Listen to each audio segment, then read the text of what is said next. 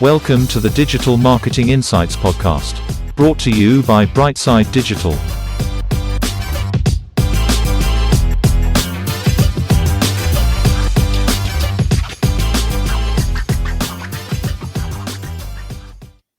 Hi everyone, welcome to the show.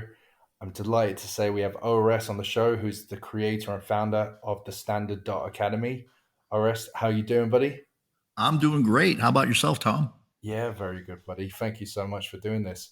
Orest, we start off the same, and I always ask everyone, can you tell everyone a little bit about yourself and career or work to date? Okay, great. I'm soon to be 70 in just a short while. For about 33 years, I used to be a periodontal regenerative surgeon, and that chapter came to a close about 4 years ago. And at this point now, I got two things that I'm doing. I have a podcast at oldguytalkstome.com, and I also am a men's coach and you can find more information about that at the Standard Academy. And so I spent a lot of time in that space. That's brilliant.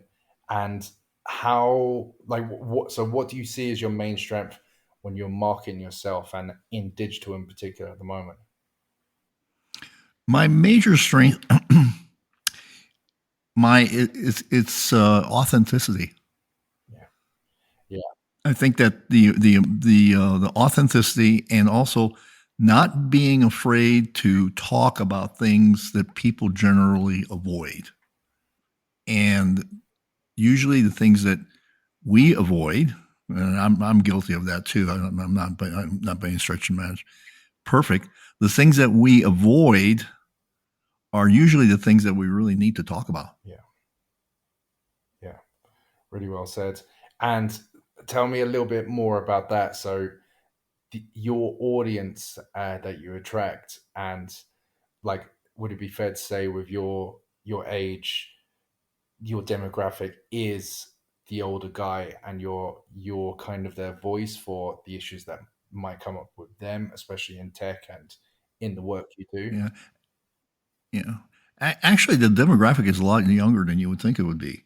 When I look at some of the statistics, it tends to be from 35 and up.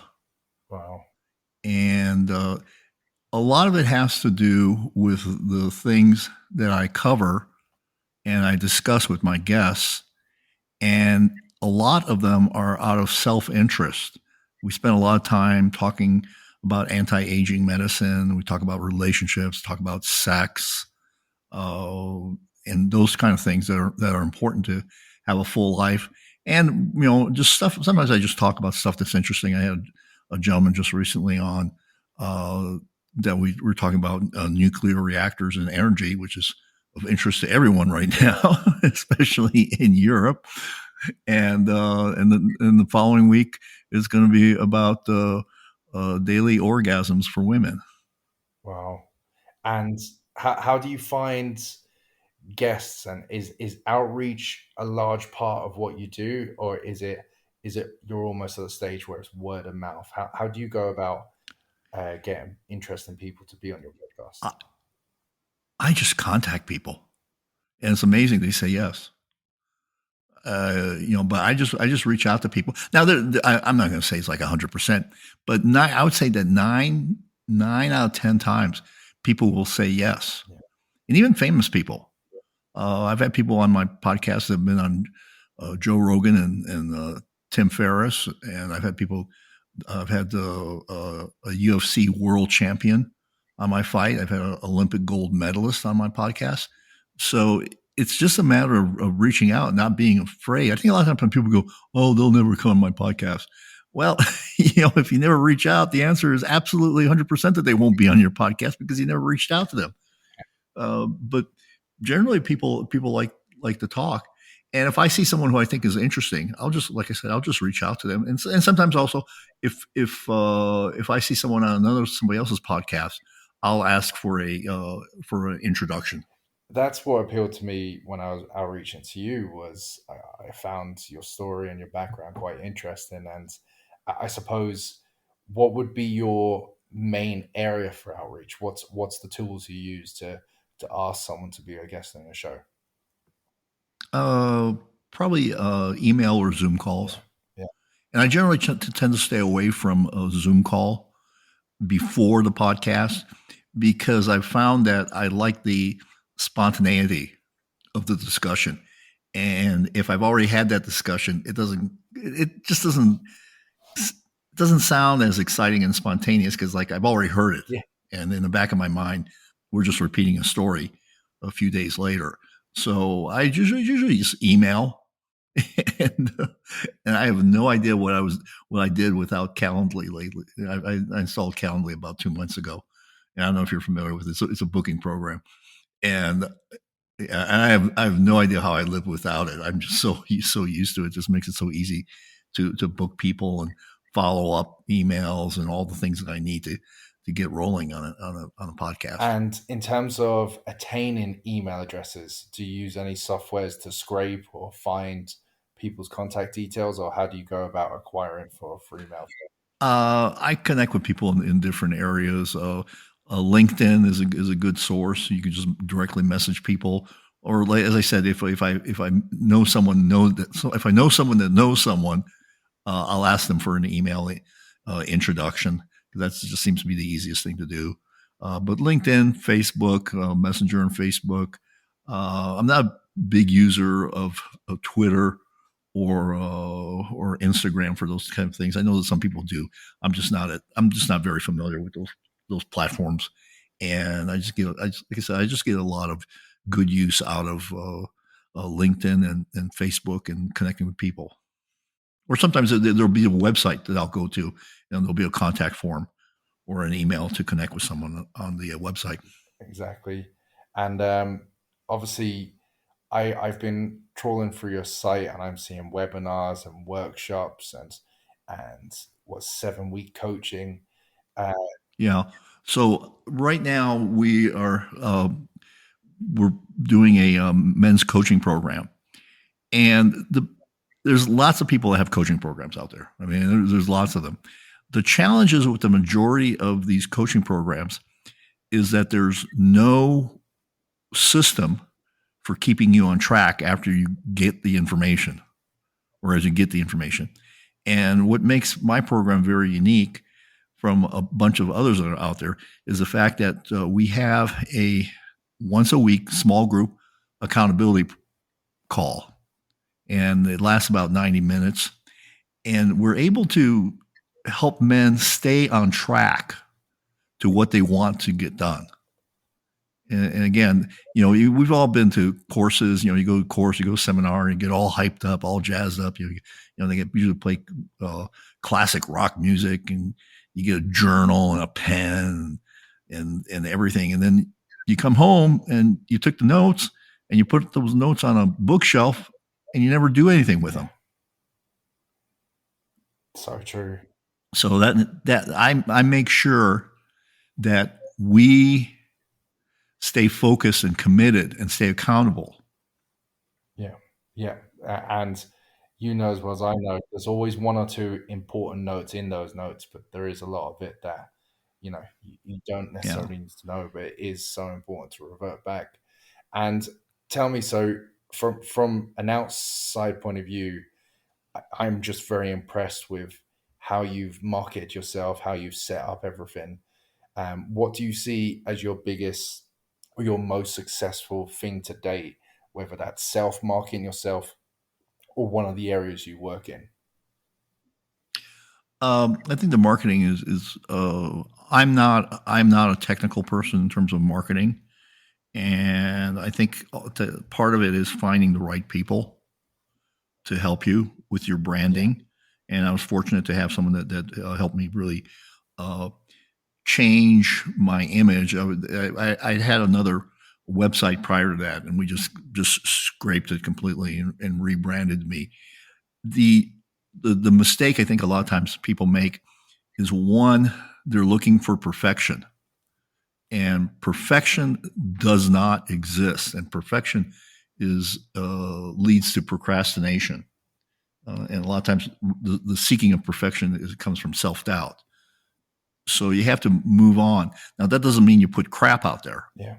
The other thing is to hire quality people.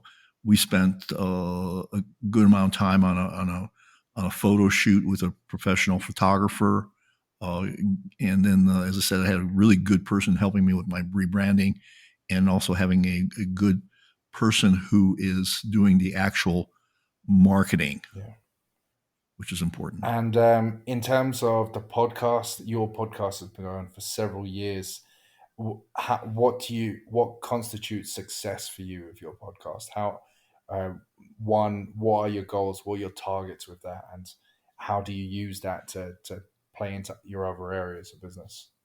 I have several people that I want to get on my podcast that are so way out of my class that in range at this point that when I get there, I'll know I will feel that I'm successful, and I'm still on that journey. Yeah.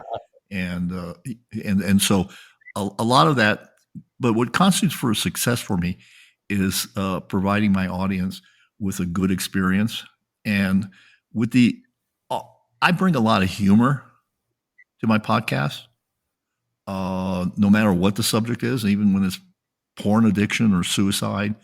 We've had funny. I had actually a comedian whose shtick is suicide, and we talked about that. So always bring a lot, no matter what we're talking. There was only one show that there was nothing humorous about, and that was I did it with a woman where we talked about sex trafficking, and that's the only time that there was nothing. There's nothing funny about it. Yeah. There's nothing that you can make light of it. It's a horrible thing. It's more rampant than you realize. And in the podcast, we talked about how a lot of times this sex trafficking goes out around in neighborhoods, in nice neighborhoods with nice houses, and it's just right there out in the open. But most people don't realize what's going on. That's incredible. So you've obviously you have humor on the side, but it's really good that you've set a show format where you can go into any subject, and you can go into obviously things that you might feel is of interest, or something that could be deemed controversial, or something that people don't have much in education on, and you could talk about these subjects.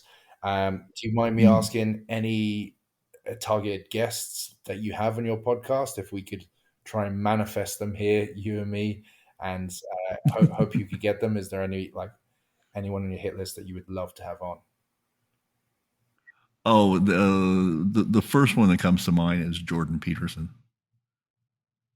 and that would be just a huge stretch, because I mean he's huge, and his getting his time, getting his attention is a huge challenge.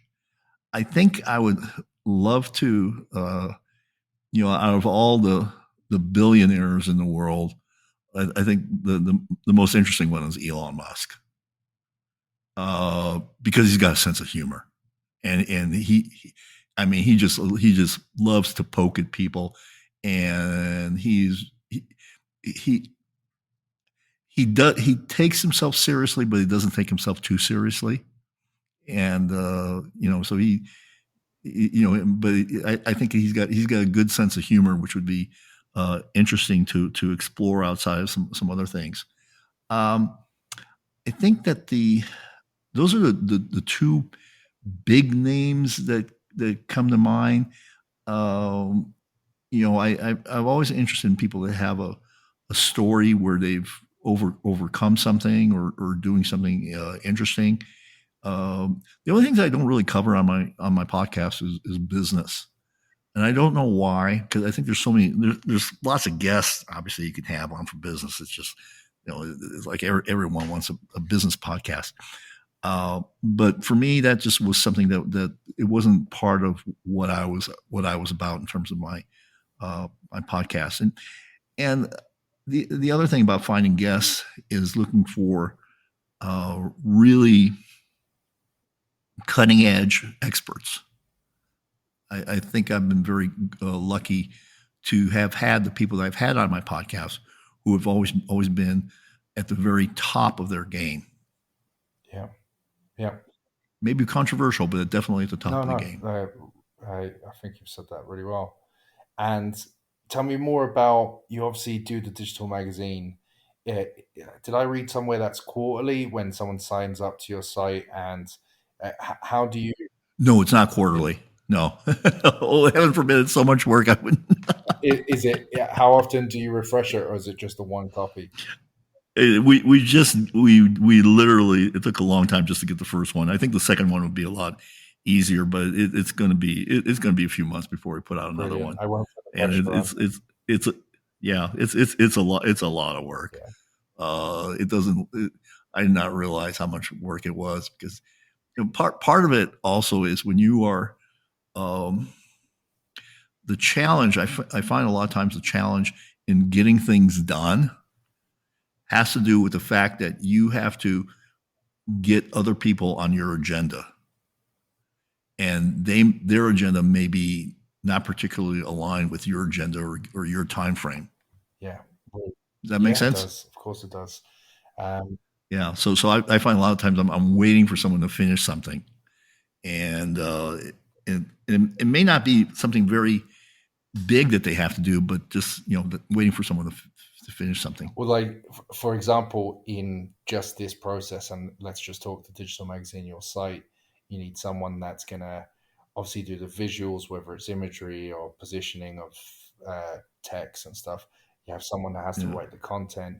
You obviously have to do the text side of setting up an email journey, because you're obviously lead gen, putting in email addresses stuff on your site. But then you have to, do you have an automated email journey once they do it? You have to think about what you're going to do with the data and stuff you've had, and the content again, whether you're going to refresh the magazine.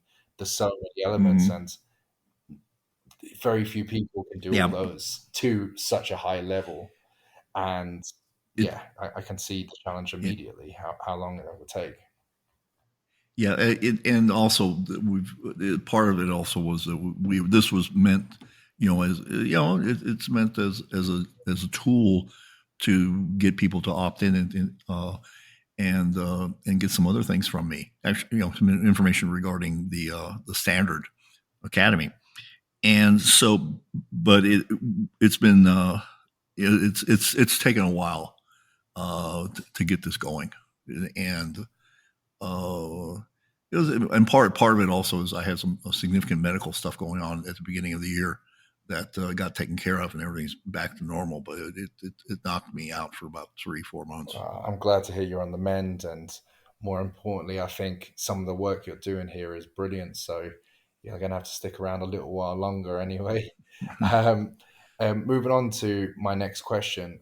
Is there any other softwares? You mentioned Candlely earlier, but is there anything that you swear by that helps you function or do your day-to-day work? The other one is LastPass, because when you hire a team, which at this point it's usually virtual. The people I have working for me, some of them have worked with me for several years. I have not ever met them physically, but you're sharing confidential information, and part of also is the fact that you may hire someone who's a virtual assistant to do a task, and you may discover that they're not doing the job that you'd anticipated for whatever reason, and you need to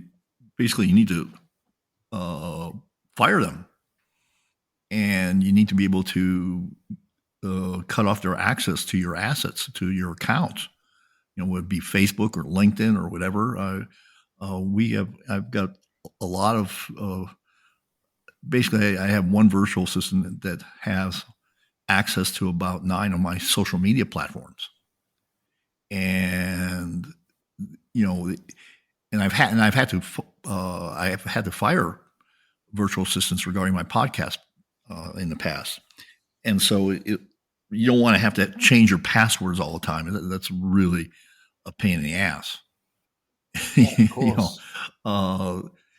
so because you may be sharing, like currently I'm sharing my LinkedIn account with 3 different virtual assistants. Well, I do it all through LastPass, and I can basically remove their access to it while still the other 2 can maintain it. So LastPass, I think, is a great service. And what else do I use quite a bit of? Those are the 2. I've given one of my virtual assistants access to my Canva account. I did not realize she knew. I did not know that you can actually bring on, I think, 2 or 3 team members to your Canva account, which has made it very easy. Yeah. And Calendly and LastPass, and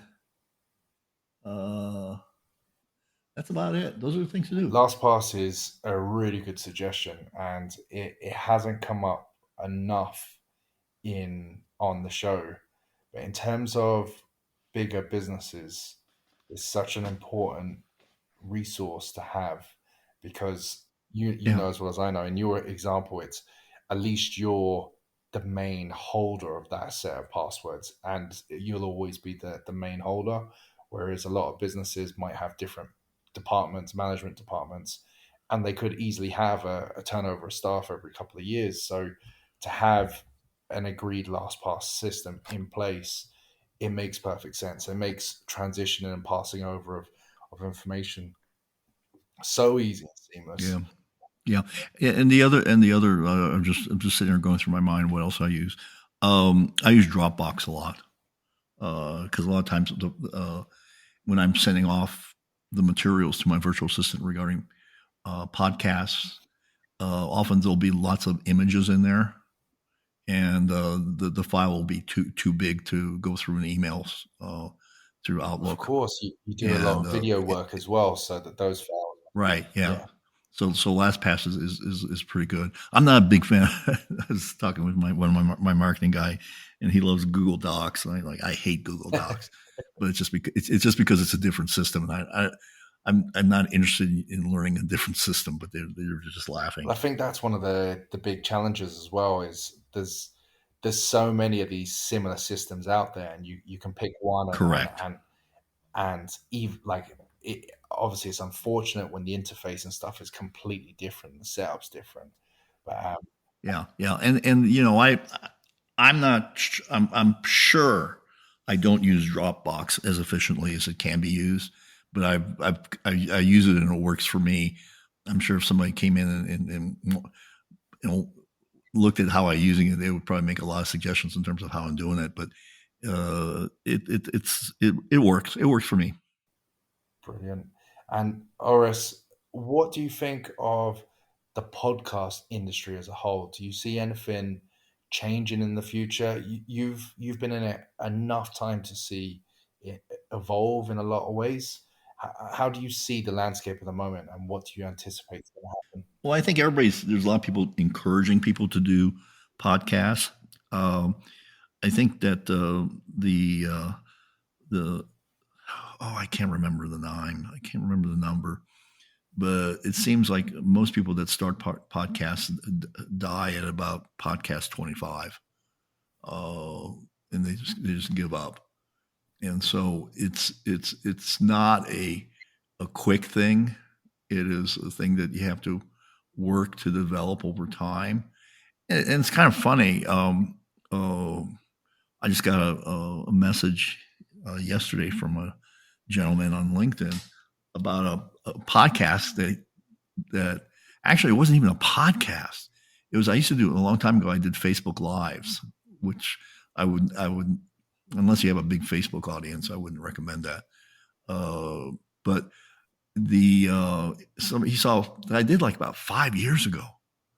it was a Facebook Live, and I was like, oh my God, and that stuff is out there. So make sure that that you're comfortable with what you put out there, because there's no hiding. Now I don't. Yeah. And to go back to your podcast just for a second, what's away from speaking to the guests, and meeting new people and stuff, are you conscious of your listenership? Are you trying to expand, nationally, internationally? How I wouldn't say your ambition here, because it's not all about numbers. It's about the love and the passion for, and obviously the opportunity to meet interesting people. But what's the goal here? Well, the goal is to make an impact on as many people as possible. So yeah, so expansion is a huge part of what you want to do, because you want to impact people in a quality sort of way. It is particularly frustrating to me in some respects that you can give people information, but the vast majority of people don't take action. Yeah. It's totally It's totally amazes me that you can sit there and you can complain about something, and somebody can give you a solution, and you won't take the action. And I mean, we've all done that. I mean, again, I'm not pretending here to be like, Mr. Perfect or whatever. Oh, I never make a mistake. But a lot of times, you can take significant action. And one of the biggest things with men, and because I talk about this all the time with friends, we talk about testosterone and how valuable that is for men. And I've been on testosterone optimization for over 25 years. And so I know what it does. And people will complain about this, about that, about that, no energy, gaining weight, blah, blah, blah, all these things, not feeling great, mentally not being alert. And you tell them the answer, and they don't do anything about it. So I think that's the other thing, is that that's part of the reason why I'm doing the coaching program, and the way we have it set up is to keep people accountable. Yeah. And to keep them going. Keep them motivated for that period of time. Mm-hmm. Lastly, I always ask the same question on the show, and it gives us a great opportunity to understand what makes these people great. And my question to you, like always, is if you could bottle up one personality you have yourself and you could pass it on to others, what would it be? Probably the thing. I'm going to give you one. Actually, I'm going to give you two. But the biggest one that has been my guiding force throughout my life, in good times and in bad times, is determination. It's that I will figure out some way to make this happen. And sometimes it's easier, and sometimes it's really hard. And you may be flailing about in the darkness, not knowing exactly what you're doing. And it may be years of activity before you start getting the results that you want. But I'm always determined and focused on the end result that I want. So that would probably be it, and that's been throughout time.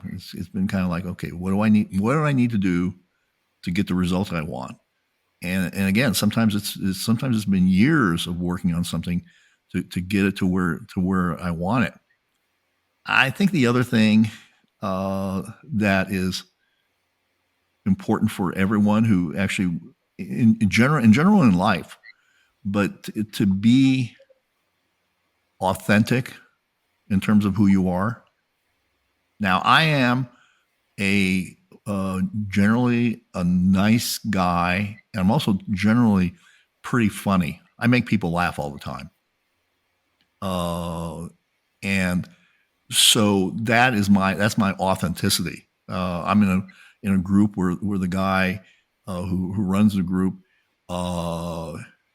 he's intense, and he can turn into an asshole very quickly, and he does very often. That's kind of his style of functioning. His authenticity, yeah. Yeah, that's his own, and it works for him. Believe me, it works. It works for him like owning a private jet. so I mean, so it works. But I couldn't do what he does. Yeah. Or I couldn't do what he does the way he does it. Maybe that's a better way, because I have to be authentic to myself, because that's just not who I am. Yeah. But you know as well as I know that there's so many different ways of going about things. Have you always found that in your career that people think you should be really tough, or really they're almost trying to change you, although you know your authenticity of being quite funny, but also quite calming? You have to be authentic to who you are. That's all. That's the biggest thing, is you have to be authentic to who you are. Because otherwise you lose a lot of energy pretending to be someone you aren't. And you can't play that game for very long. You just can't keep it up. Yeah, really well said. Really well said. That's it, Orest. That was brilliant. Thank you so much for being on the Digital Marketing Insights podcast. I wish you all the best with your podcast. I cannot wait to see Jordan Peterson and Elon Musk in your show, because I know it will come true. We're manifesting it today. And it's an absolute pleasure for you to give me and our audience time to listen to you today. Thank you for having me on, Tom.